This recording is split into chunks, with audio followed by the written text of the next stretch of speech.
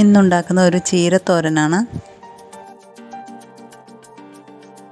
അതിനായിട്ട് ഞാനിവിടെ കുറച്ച് പച്ച ചീര എടുത്തിട്ടുണ്ട്.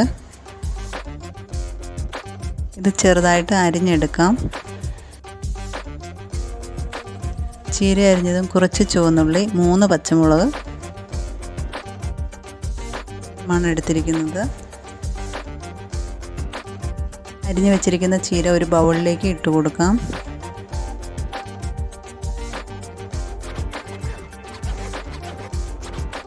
ഇനി ഇതിലേക്ക് ചെറിയ ഉള്ളി ചെറുതായി അരിഞ്ഞിട്ട് കൊടുക്കാം.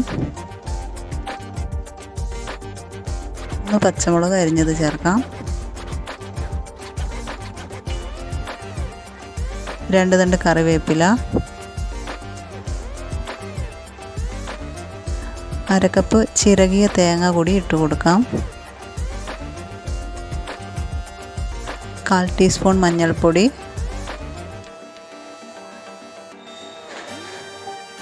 പാകത്തിന് ഉപ്പ്, ഇത്രയും ചേർത്ത് നന്നായിട്ട് മിക്സ് ചെയ്യാം.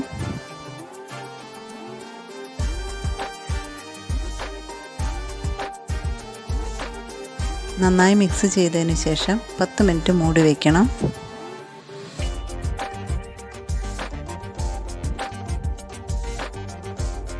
ഇനി ഒരു ചട്ടി അടുപ്പിൽ വെച്ച് ചൂടായി കഴിയുമ്പോൾ അതിലേക്ക് 2 ടീസ്പൂൺ വെളിച്ചെണ്ണ ഒഴിച്ചു കൊടുക്കാം. 1/2 ടീസ്പൂൺ കടുക് ഇട്ട് കൊടുക്കാം. കടുകെല്ലാം പൊട്ടിക്കഴിയുമ്പോൾ ഇതിലേക്ക് തയ്യാറാക്കി വെച്ചിരിക്കുന്ന ചീര ഇട്ട് കൊടുക്കാം.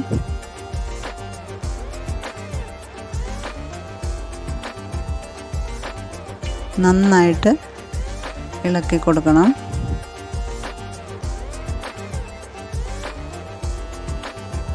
ഇത് നന്നായിട്ട് ഇളക്കിയതിന് ശേഷം 5 മിനിറ്റ് മൂടി വെച്ച് വേവിക്കാം.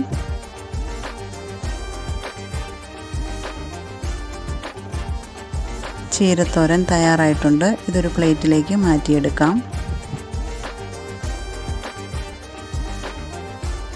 ഈ റെസിപ്പി ഇഷ്ടമായെങ്കിൽ എല്ലാവരും സപ്പോർട്ട് ചെയ്യാൻ മറക്കല്ലേ.